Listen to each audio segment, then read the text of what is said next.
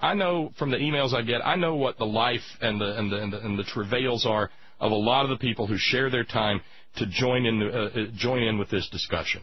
Whether they're just sitting, or chatting in the chat room or listening in traffic on a podcast or whatever, we have a lot of similarities in our lifestyles, and there's just not a whole lot of multimillionaires in the audience. And the fact of the matter is, David, Jon Stewart is so far up in his building that he can't see the street from there. Now, being as isolated as he is, he really, really, honest to Jesus, believes, David, that you and me down on the street, that we can have our discussions with the ugly right in the same manner that he does on the set of his studio. Because, see, by the time the right-wing weirdos come into the Comedy Central studios, they, A, know that they are in the lion's cave. They know that they're in the lion's den. And they know that Jon Stewart has the power to make them look like absolute the babbling baboons.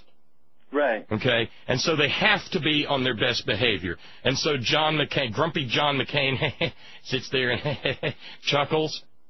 Right. And John Boner tries to act like the walls aren't breathing and melting from the constant the psychotic breaks that just shift like earthquake waves through his brain.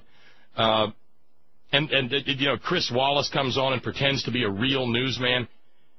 And as such, Jon Stewart thinks, well, hey, look, I sat down with these guys, and they didn't seem like they had horns and forked tongues and were farting fire. Why can't the rest of America? But it's because Jon Stewart doesn't understand, David, that when they're out there with the rest of America, they're goddamn bullies. They punch you in the face first and then ask you if you want some more. And the only way you don't get some more is if you punch back. Right. Well, David, I really appreciate your thoughts. This has been a very good conversation, and I don't think it's going to go away because this is really the defining conversation, and you have to give Jon Stewart credit for that.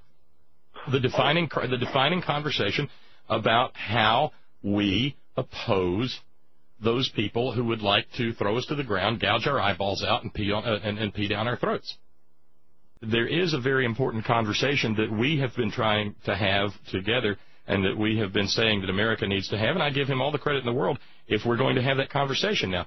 But the sad thing is, if I'm right, and I think I am, we're going to be the ones having the conversation.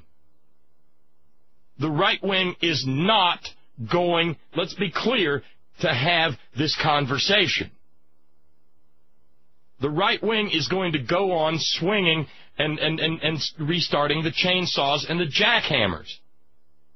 Because you know what? Again, I refer you to that 1,000 hours of hate casting for every 1 hour of liberal talk that exists in this country. The right wing has an honest-to-Jesus hegemony over the dissemination of ideas via broadcast media.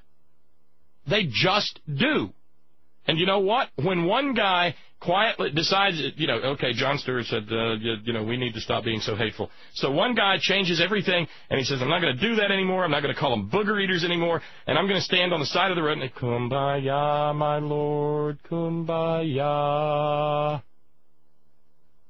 Well, the right wing starts up the chainsaws and the jackhammers, and it runs at 150 freaking decibels, and you can't hear the other guy on the side of the street. Kumbaya, my lord, kumbaya. No. You just can't.